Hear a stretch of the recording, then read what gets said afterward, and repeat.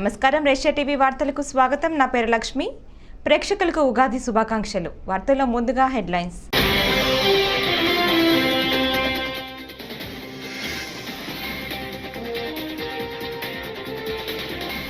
ఉగాది పూజా కార్యక్రమాల్లో పాల్గొన్న CM YS Jagan దంపతులు.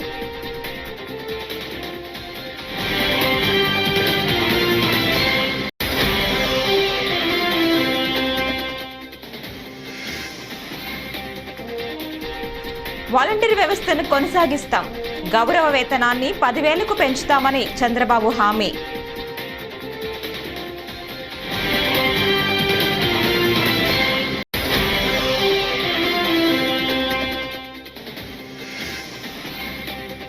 క్రోధినామ సంవత్సరంలో కూటమి ప్రభుత్వాన్ని స్థాపిస్తాం, పవన్ కళ్యాణ్ ధీమా వ్యక్తం.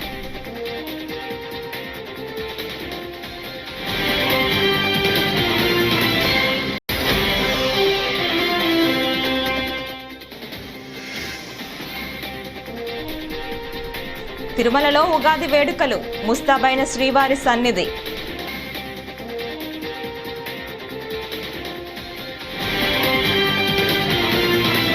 వార్తల్లో ముందుగా వైఎస్ఆర్ కాంగ్రెస్ పార్టీ అధ్యక్షులు సీఎం వైఎస్ జగన్మోహన్ రెడ్డి, ఆయన సతీమణి వైఎస్ భారతమ్మలు ఉగాది పూజా కార్యక్రమాల్లో పాల్గొన్నారు. వైఎస్ జగన్ చేపట్టిన మేమంత సిద్ధం బస్సు యాత్ర ప్రస్తుతం పల్నాడు జిల్లాలో కొనసాగుతోంది. షావిలాపురం మండలం గంటవారిపాలెంలో నేడు శ్రీ క్రోధినామ సంవత్సరం సందర్భంగా కుటుంబ సభ్యులతో కలిసి ఉగాది పూజా కార్యక్రమాల్లో ముఖ్యమంత్రి పాల్గొని ప్రత్యేక పూజలు చేశారు. తెలుగు సంప్రదాయాలను పాటిస్తూ పంచాంగ శ్రవణం కార్యక్రమంతో పాటు వేద పండితులు ముఖ్యమంత్రి దంపతులను ఆశీర్వదించారు.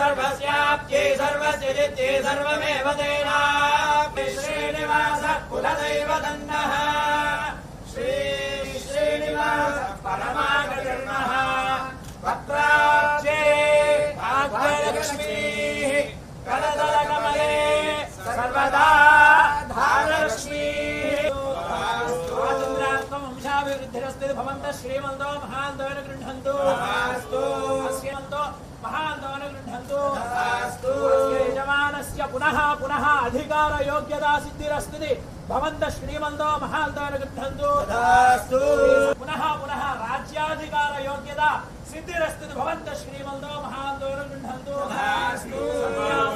मोहन रेड्डी नामधेयस्य राजपीड़ा निवृत्ति द्वारा महाराज अखंड ऐश्वर्य योग्यता प्रसिद्धि द्वारा महाराज योग्यता फल सिद्धिरस्तु राजमराकं कीर्ति उदिता सिद्धिरस्तु अधिकार प्राप्ति योग्यता फल सिद्धिरस्तु राजपीड़ा निवृत्तिरस्तु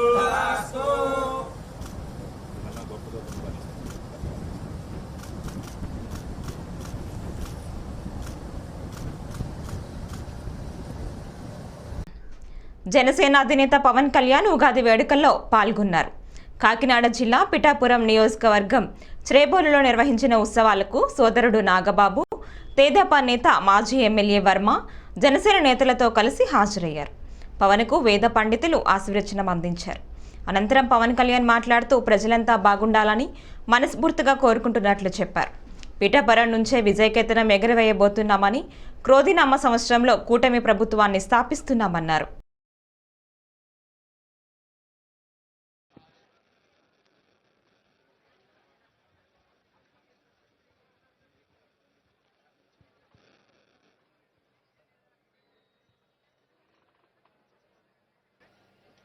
స్వగృహం ఇక్కడి నుంచి తెలుగు ప్రజలందరికీ, రాష్ట్ర ప్రజలందరికీ శ్రీ క్రోధినామ సంవత్సర ఉగాది శుభాకాంక్షలు. ఈ క్రోధి ఉగాది సంవత్సరాన మనందరం క్షేమంగా ఉండాలి. ముఖ్యంగా రైతు క్షేమంగా ఉండాలి. యువతకు ఉపాధి అవకాశాలు రావాలి. మహిళలకి నిర్భయంగా తిరగలిగే ధైర్యం రావాలి. ఉద్యోగస్తులకి నెలకి జీతాలు రావాలి. కార్మికులకి, ప్రతి ఒక్కరికి, రైతు కూలీలకి, రైతులకి అందరికీ ఉపాధి అవకాశాలు, లాభాలు రావాలి. ప్రతి ఒక్కరూ ఆనందంగా ఉండాలి. ఈ రోజున ప్రత్యేకించి ఈ ఉగాది పండుగ కోసం వచ్చిన శ్రీ వర్మ గారికి, బీజేపీ అధ్యక్షులు రాజు గారికి, కాకినాడ పార్లమెంట్ ఎంపీ అభ్యర్థి శ్రీ ఉదయ్ శ్రీనివాస్ గారికి, ముఖ్యంగా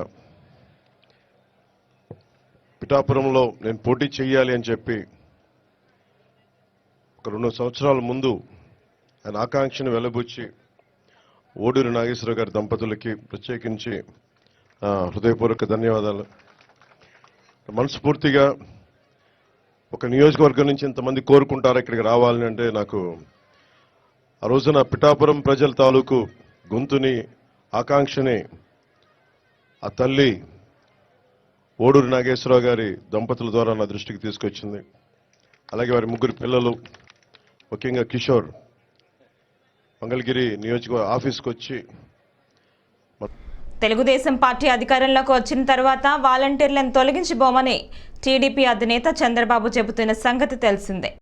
తాజాగా ఈ రోజు ఆయన ఈ విషయంపై మాట్లాడుతూ, కూటమి ప్రభుత్వం ఏర్పడిన తరువాత వాలంటీర్ల గౌరవ వేతనాన్ని 5,000 నుంచి 10,000కు పెంచుతామని చెప్పారు. వాలంటీర్ల వ్యవస్థను కొనసాగిస్తామని తాము ముందే చెప్పామని తెలిపారు. ప్రజలకు సేవ చేస్తే తాము అండగా ఉంటామని చెప్పారు. టీడీపీ కార్యాలయంలో ఈరోజు పంచాంగ శ్రవణం కార్యక్రమం జరిగింది. ఈ సందర్భంగా ఆయన మాట్లాడుతూ ఈ వ్యాఖ్యలు చేశారు. క్రోధినామ సంవత్సర ఉగాది శుభాకాంక్షలు. ఈరోజు మనం అందరం కూడా తెలుగు జాతి పెద్ద ఎత్తున జరుపుకునే ఏకైక పండుగ, 2 రాష్ట్రాల్లో ఉండే తెలుగు ప్రజలకి, దేశ విదేశాల్లో ఉండే తెలుగు ప్రజానీకానికి, తెలుగు జాతికి మొత్తానికి క్రోధనామ సంవత్సర ఉగాది శుభాకాంక్షలు తెలియజేస్తున్నా. మనందరికీ ఇది ఒక విశిష్టమైన పండుగ. మన జీవితాల్లో రాబోయే 1 సంవత్సరాల్లో దశ దిశ నిర్దేశించుకునే వేడుక ఇది. ఇది వారసత్వంగా మనకు సంక్రమించిన సంపద. ప్రతి ఒక్క వ్యక్తి కూడా ఈ పండుగ రోజున మనం అందరం ఆలోచించుకుంటాం.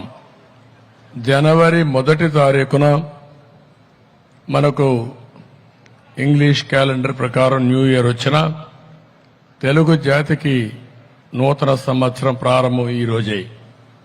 అది మన సాంప్రదాయం. మన దేశంలో ఇంకొకసారి చూస్తే పండుగలన్నింటికీ ఒక ప్రత్యేకత ఉంది. ప్రకృతికి, కాలానికి సంబంధం ఉంది. ఇది కూడా మనం గుర్తుపెట్టుకోవాల్సిన అవసరం ఉంది. అందుకే మన దేశంలో 6 తిరుమల శ్రీవారి ఆలయంలో శ్రీ క్రోధినామ సంవత్సర ఉగాదిని వైభవంగా నిర్వహించడానికి తీతేద ఏర్పాట్లు చేసింది. ఉగాది నుంచే తిరుమలలేసుని ఆలయ కార్యక్రమాలు, ఉత్సవాలు ప్రారంభమవుతాయి. మంగళవారం ఉదయం 7 గంటల నుంచి 9 గంటల మధ్య ఉగాది ఆస్థానం పేరుతో ప్రత్యేక కార్యక్రమాలు నిర్వహించనున్నారు.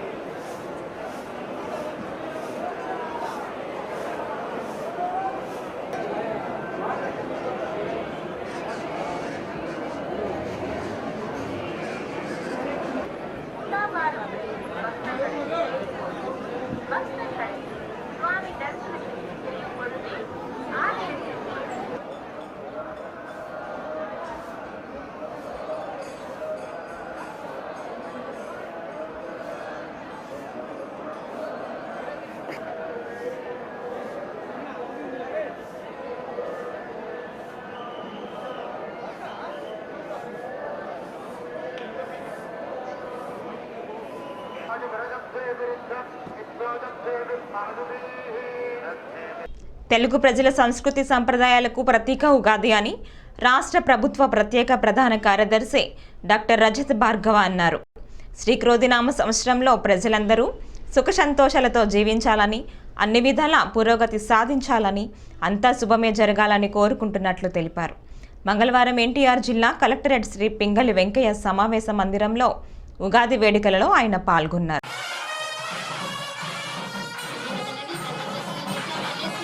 అదేవిధంగా ఈ సంవత్సరం ఎలక్షన్ ఇయర్ ఉంది. మీ ఓట్ కంపల్సరీగా వెళ్ళి ఇవ్వాలి. మీ ఓట్కి చాలా వాల్యూ ఉంది. నేను అది ఆహ్వానం ఇస్తున్నాను. అదేవిధంగా అంటే చాలా వాద వివాదాలు ఉన్నాయి సొసైటీలో, దేశంలో, ప్రపంచంలో. అన్నీ అంటే మేము కలిసి పని చేస్తే 100%గా మేము సమాధానాలు తీసుకోవచ్చు నేను ఆశిస్తున్నాను. మళ్ళీ ఒకసారి అందరి ప్రజలందరికీ నేను క్రోధినామ సంవత్సర శుభాకాంక్షలు చెప్పి సెలవు తీసుకుంటాను. సో తెలుగు ప్రజలందరికీ కూడా శ్రీ క్రోధినామ సంవత్సర ఉగాది శుభాకాంక్షలు తెలియజేసుకుంటూ, రాష్ట్ర స్థాయి ఉగాది పండుగ అనేది మన ఎన్టీఆర్ జిల్లా కలెక్టరేట్లో ఇక్కడ ఏర్పాటు చేసుకోవడం జరిగింది. ఈ కార్యక్రమానికి ముఖ్య అతిథిగా మన స్పెషల్ సిఎస్ రజిత్ భార్గవ్ గారు, మన కమిషనర్ ఎండోమెంట్ సత్యనారాయణ గారు, మరియు టెంపుల్ ఈఓ గారు రామారావు గారు, ఇతర పెద్దలందరూ కూడా అనేటువంటి కార్యక్రమానికి వచ్చారు. వివిధ టెంపుల్స్లో ఉండేటువంటి ముఖ్యమైనటువంటి అర్చకులు కూడా ఇక్కడ ఈరోజు అనేటువంటిది వాళ్ళకి సన్మానం చేసుకున్నాము. సో ఈ క్రోధనామ సంవత్సరంలో ఇటు ఎలక్షన్స్ ఇప్పుడు జరుగుతున్నాయి కాబట్టి పార్టీల మధ్య కానీ, క్యాండిడేట్స్ మధ్య కానీ, వీళ్ళ మధ్య కానీ, ప్రాంతాల మధ్య కానీ క్రోధం అనేటువంటి ఉండకుండా, కోపం అనేటువంటి లేకుండా అంతా కలిసి అనేటువంటిది చక్కగా ఈ ఎలక్షన్స్లో పార్టిసిపేట్ చేయాలనుకొని చెప్పి అందరూ కూడా ఓటు హక్కు అనేటువంటి వినియోగించుకోవాలని, మంచి వర్షాలు రావాలి. జనసేనాని పవన్ కళ్యాణ్తో సమావేశం తరువాత ఎంపీ రఘురామకృష్ణరాజు ఆసక్తికర వ్యాఖ్యలు చేశారు. తాను ఎన్నికల బరిలో ఉంటానని తెలిపారు. అసెంబ్లీనా లేక లోక్సభ స్థానమా అనేది తేలాల్సి ఉందన్నారు. 48 గంటల్లో ఎక్కడి నుంచి పోటీ చేసేది తెలుస్తోందని అన్నారు. తనకు మద్దతుగా ప్రచారానికి రమ్మని పవన్ను కోరితే సానుకూలంగా స్పందించారని తెలిపారు. ఎవరెన్ని కుట్రలు చేసినా పిఠాపురంలో పవన్ గెలుస్తారని అన్నారు. 48 గంటలు వెయిట్ చేయండి. నాకు ఎవరో లేరని మొన్నటిదాకా సాక్షాడు జగన్మోహన్ రెడ్డి కూశారు. నాకు ఇప్పుడు తెలుగుదేశం ఇంతమంది జన సైనికులు ఉన్నారు. నాకు ఇంకేంటి భయం? నేను ప్రజాక్షేత్రంలో చట్టసభల్లో ఉంటా. అది లోక్సభ, శాసనసభ, అనదర్ 48 hours. ఎంతమంది ఎన్ని ప్రయత్నాలు చేసినా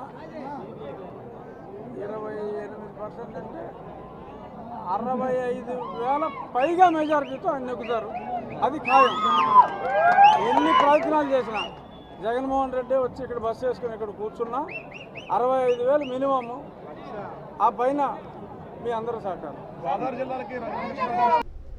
వైసీపీ, టీడీపీ పార్టీలు బీజేపీతో కుమ్మక్కై ప్రత్యేక హోదాను నీరు కార్చాయని కాంగ్రెస్ పార్టీ మాజీ కేంద్ర మంత్రి జేడీ శీలం అన్నారు.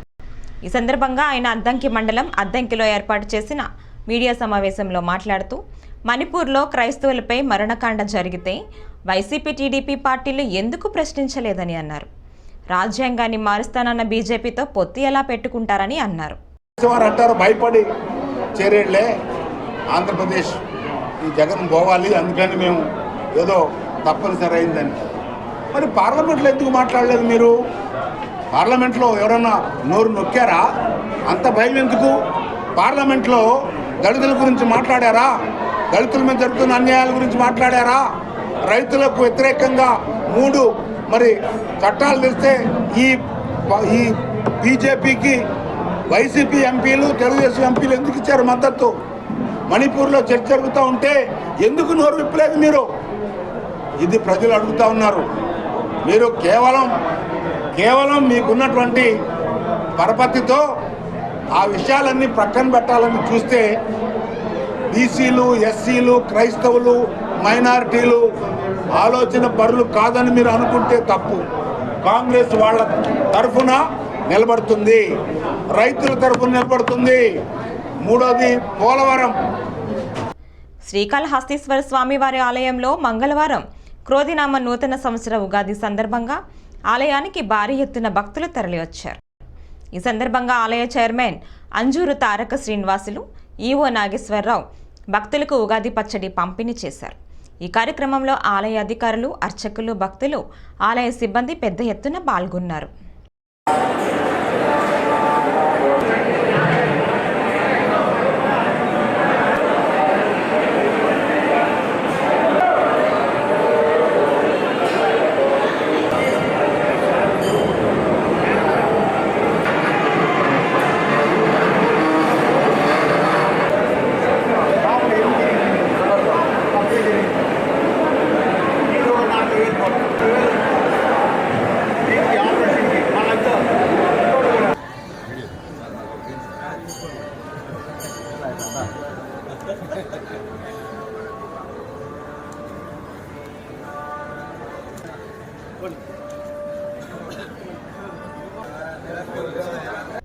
జనసేనకు సోమవారం రాజీనామా చేసిన విజయవాడ వెస్ట్ ఇన్ఛార్జ్ పోతిన మహేష్కు తిరుపతి ఇన్ఛార్జ్ కిరణ్ రాయల్ సోమవారం తిరుపతిలో కౌంటర్ ఇచ్చారు. ప్రజారాజ్యం పెట్టినప్పటి నుంచి నేను పనిచేస్తున్నా. నీలాగే నేను తిరుపతి ఎమ్మెల్యే టికెట్ ఆశించినా రాలేదు.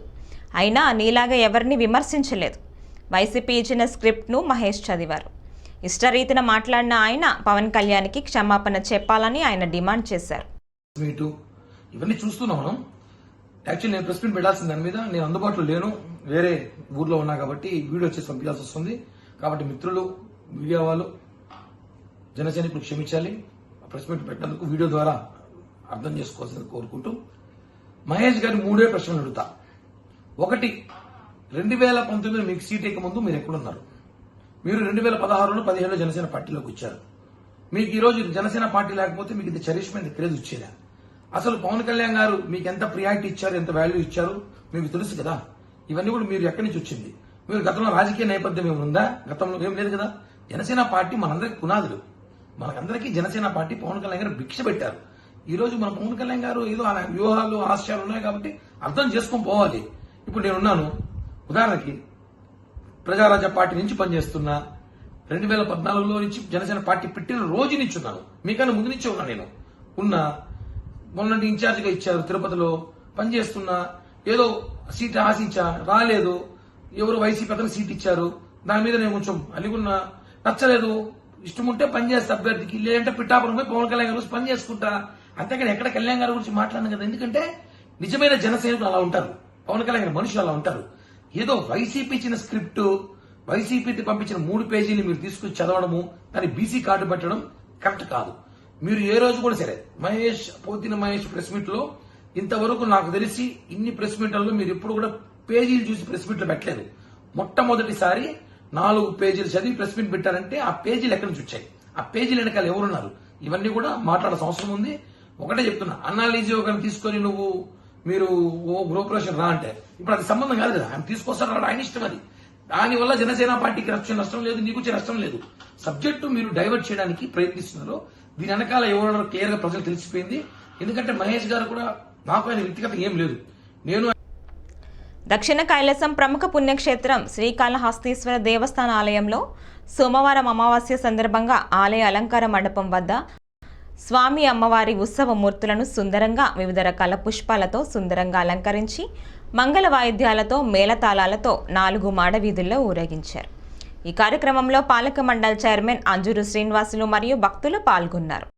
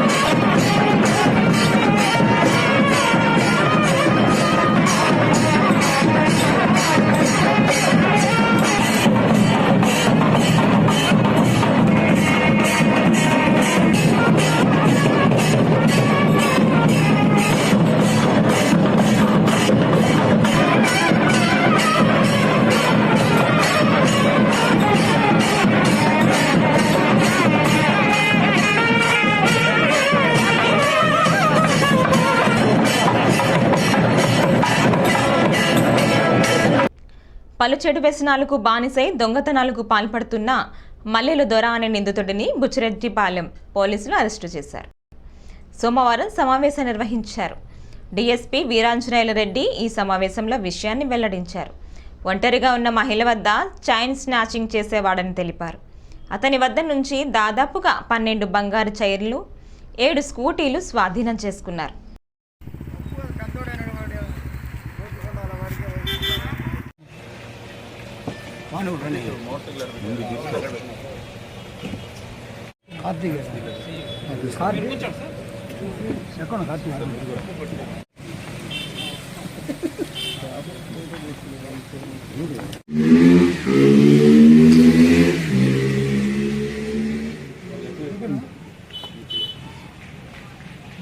రెండుసార్లు ప్రజలను మభ్యపెట్టి మోసం చేసి గెలిచాం. ఈసారి ఓటర్లలో చైతన్యం వచ్చిందని భావించిన ఎమ్మెల్యే చెవిరెడ్డి చంద్రగిరిని వదిలి ఒంగోలుకు మకాం మార్చారని చంద్రగిరి నియోజకవర్గం తెలుగుదేశం పార్టీ ఎమ్మెల్యే అభ్యర్థి పులివర్తి నాని విమర్శించారు. చంద్రగిరిలోని ఓ ప్రైవేటు కళ్యాణ మండపంలో తెలుగుదేశం పార్టీ, జనసేన, బీజేపీ సమన్వయ కమిటీ ఆత్మీయ సమావేశం పులివర్తి నాని ఆధ్వర్యంలో జరిగింది. Party, Janasena party, BJP party కుటుంబ సభ్యులందరూ కూడా పేరు పేరు నమస్కారాలు.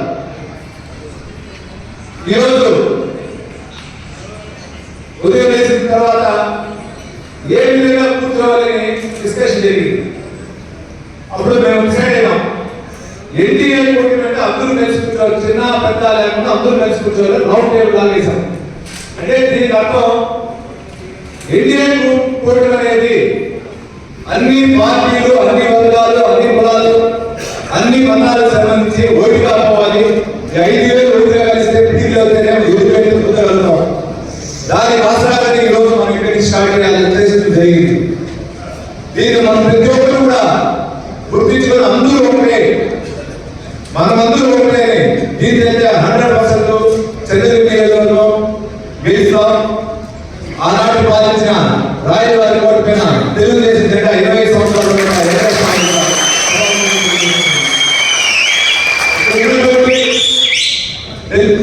జనసేన, బీజేపీ పార్టీ పెద్దలు అందరూ కూడా ఒకటే విన్నపం, మా తరఫున తరఫు తెలుగు ఇంతవరకు